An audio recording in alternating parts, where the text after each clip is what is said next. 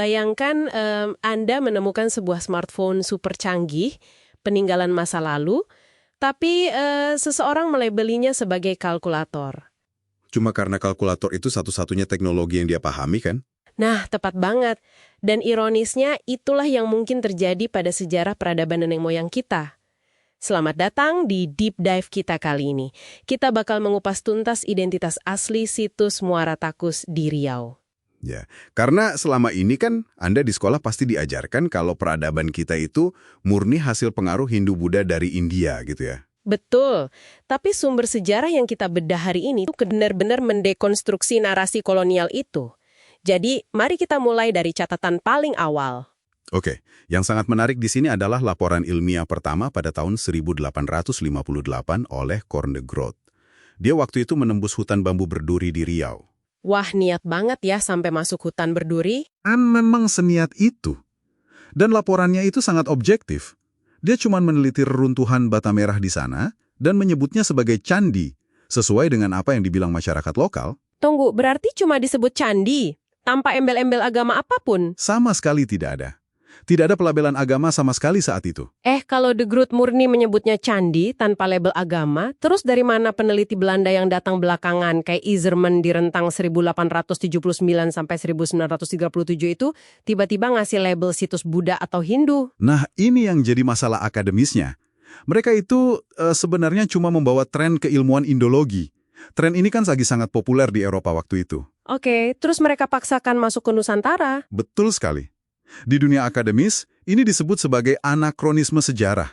Ibaratnya Anda melihat lukisan tokoh abad ke-14, tapi tokohnya digambarkan pakai jam tangan digital. Astaga, itu kan nggak masuk akal banget.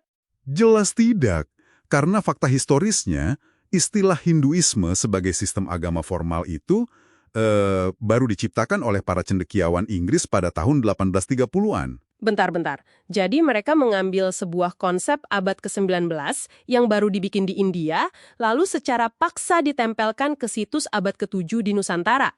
Ya, tepat sekali.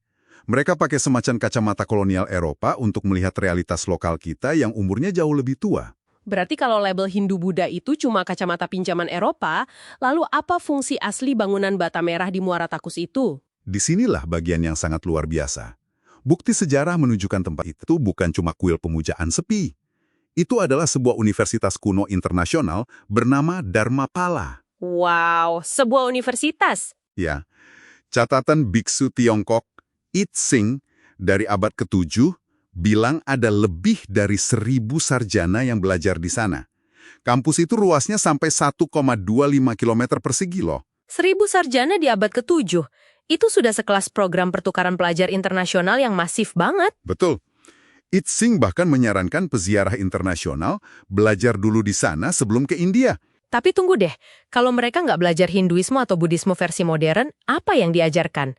Tadi Anda sebut Dharmapala. Memang makna Dharma di sini apa? Pertanyaan bagus. Ajaran Dharma orisinal Nusantara ini lebih bermakna sebagai tatanan universal atau hukum alam. Oh, jadi bukan sekedar dogma agama ya? Bukan.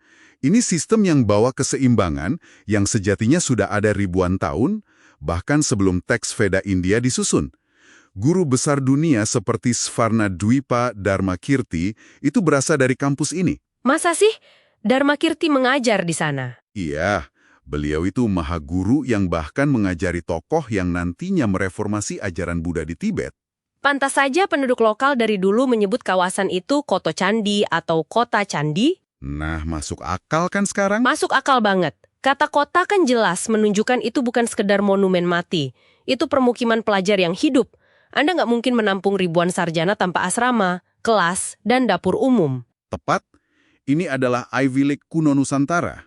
Mereka pelopor intelektual, bukan sekedar penakluk maritim. Coba Anda bayangkan implikasinya.